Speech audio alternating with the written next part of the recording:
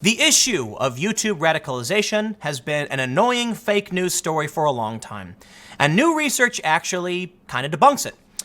But interestingly, we have another interpretation. Not just that YouTube rabbit hole radicalization exists, but that conservative YouTube content is de-radicalizing people.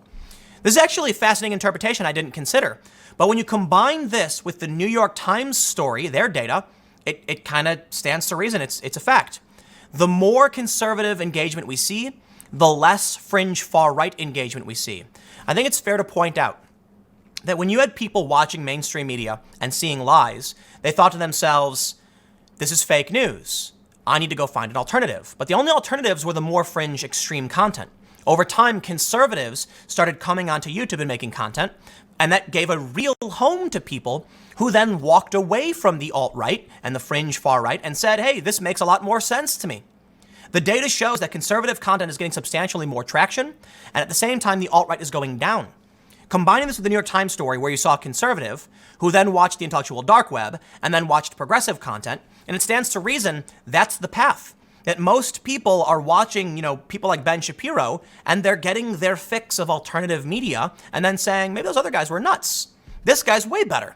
Now, I got a lot of criticism for Ben Shapiro, for sure, but I think it's fair to say, if the data shows it, man, the data shows it. Check it out. Conservative goes up, and alt-right goes way down, and alt-light is going way down. So let's read the story from the Daily Wire. Before we get started, head over to timcast.com/donate if you'd like to support my work. There's a PayPal option, a crypto option, a physical address.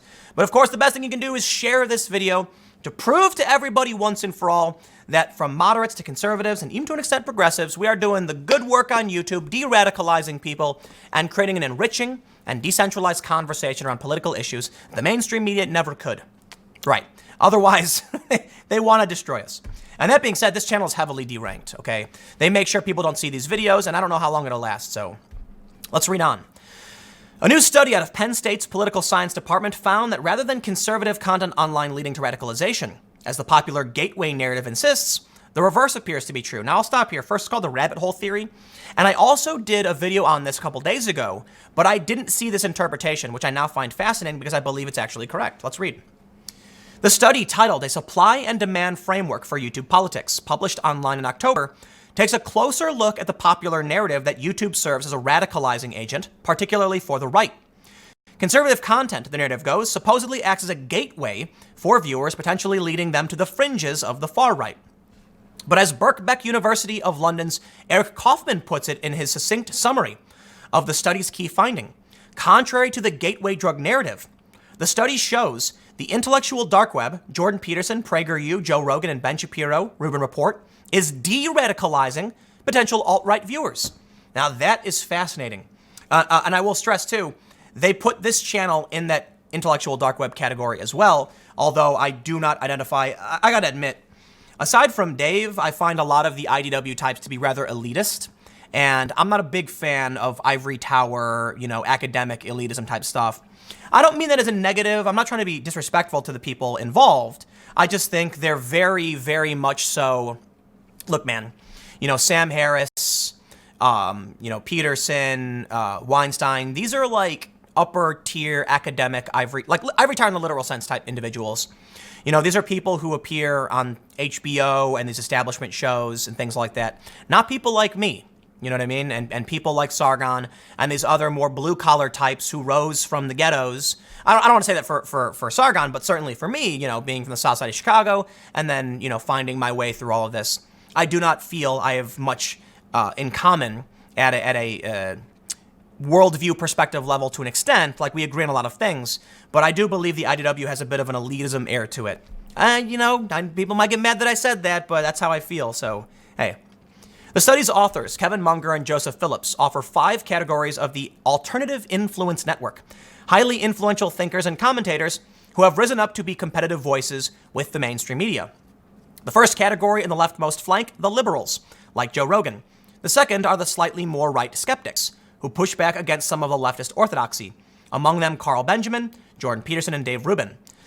The third, slightly more right category, actually, I don't know if I'm in this study, maybe I'm thinking about a different one, are the conservatives, including Steven Crowder, famous for setting up booths at college campuses, challenging people to change his mind about a conservative pro-Trump belief. Ben Shapiro, a former Breitbart reporter known for criticizing the left for their use of feelings over facts, and Dennis Prager, host of PragerU, a channel that expresses conservative viewpoints with an educational motif. Here's how the study describes the conservative ideology. Like the skeptics, they often lampoon the use of identity politics and deplatforming by mainstream progressive social movements. But unlike skeptics, they also disagree with mainstream liberals in principle. They tend to have more traditional pro-market and socially conservative beliefs.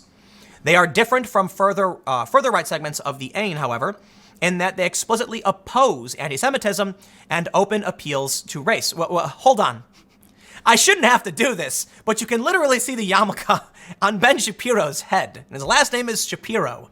It's mind-blowing to me. I cannot stand anti-Semitism. You have no idea. It is particularly, like, I think racism is bad. I think ethno-nationalism, all this stuff is really annoying, but the anti-Semites really, really get me because they have the same beliefs across the political spectrum from the far left to the right. They believe all the same insane nonsense about weird conspiracies over a small group of people. It's just nuts.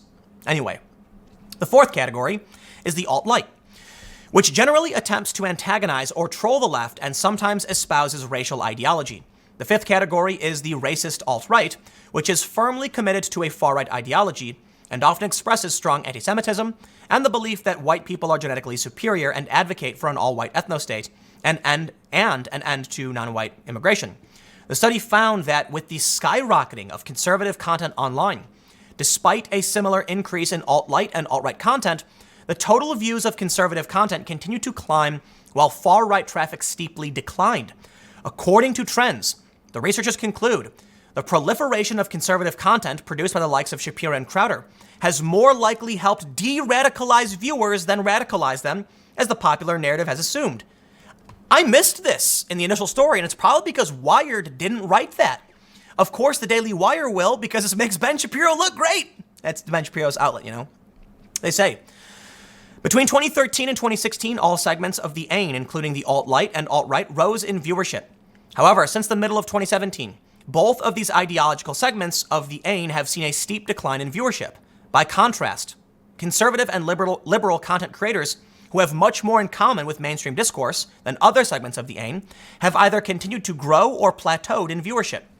These patterns are inconsistent with radicalization happening at major scale. Indeed, from these data alone, de-radicalization seems a more plausible baseline hypothesis. This does not rule out the possibility that some people are making the ideological journey from liberals to skeptics to the far right, but this is certainly not the dominant trend. Right around the time viewership of conservative content started skyrocketing, conservative content creation also rose dramatically. Conversely, despite the alt-right and alt-right stepping up its content creation activity in 17 to 18, viewership of such content has been declining. Our preferred explanation for these trends are as follows. Previous increases in viewership of alt-right, and to a lesser extent alt-right content, reflected such content being the most ideologically adjacent to conservative users. The content did not align with most users' views, however, and increased competition from traditional conservative and liberal viewpoints enticed large portions of this audience to abandon what was once the only game in town, standing ovation. Actual data. You know what they did in one study? They falsely labeled random channels to make it look like there was a pathway to radicalization. It is mind-numbingly insane. Because guess what? It's exactly as I said. Conservatives weren't getting the content they wanted from the TV. And the best thing they could get was this weird fringe alternative content on YouTube. And when people like Shapiro started to emerge, they said, this makes sense. And guess what? Ben Shapiro was the most targeted journalist by the alt-right, according to the Anti-Defamation League. I'm so sick of this narrative. YouTube is populated by a growing community of political commentators who are regular people who exist in the same space as the mainstream media but push back on the terrible job they do and provide reasonable, in-depth explanations. And let me just stress, as an independent individual, I have no boss. No Jeff Zucker to come behind my back and whisper in my ear and tell me what I have to say. I've been in those situations, okay? If you don't trust me, it's because you don't trust me. But these people who work for these big companies, if you don't trust them, it's because they got somebody whispering in their ear, telling what they need to say in order to get those clicks. YouTube is not that space. The AIN, whatever you want to call it, we don't agree with each other. We very, very much disagree with each other. I was on Crowder's show a while ago. There is respect between me and Crowder for the work we do and a complete disagreement over our opinions on policy and foreign policy, security, healthcare, all that stuff. But you know what? We are regular Americans, and there's a respect for the work that both of us are doing. There's probably some criticism there as well. But as regular people, we talk to each other. It's mind-blowing to me. And because I exist in a space like this, they say I must be conservative. Man, I tell you what, I'm pretty darn progressive. And I've said this before, that idealistically and policy-wise, I would be voting for these kinds of policies. But I'm trying my best to have a conversation with those I disagree with. I'm trying my best to come to the middle, because I realize with everybody abandoning the center, someone's got to hold that. I recognize I won't get this idealistic reality that I want. I won't have a utopia, like, a Star Trek utopia, unless we can make it that far, develop the technology, and work with each other to figure out what makes the most sense. I think there are good ideas on the right. I disagree with a lot of them. I think there are good ideas on the left. I also disagree with many of them as well. And it leads me to say maybe the best thing we can do is find the people who are willing to have that conversation. And you know what?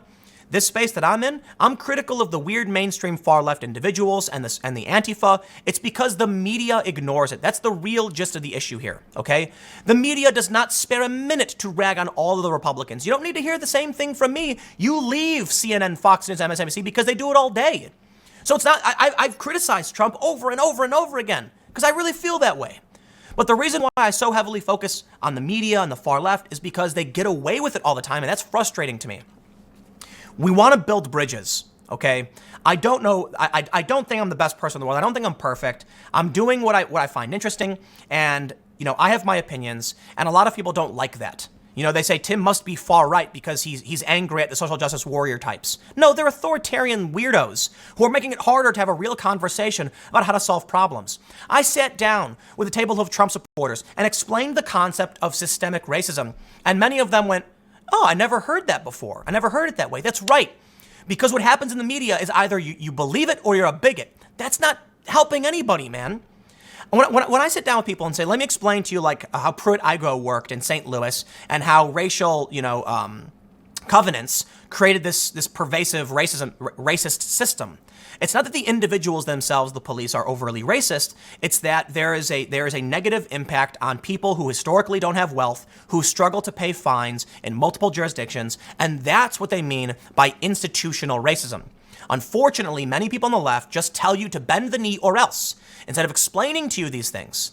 So that's where I find myself. I don't want to rant too much on this. I think this is fascinating. And you know what? It confirms my bias, so I'm going to go ahead and believe it. But take it all with a grain of salt, man. Do your own research, fact check for yourself.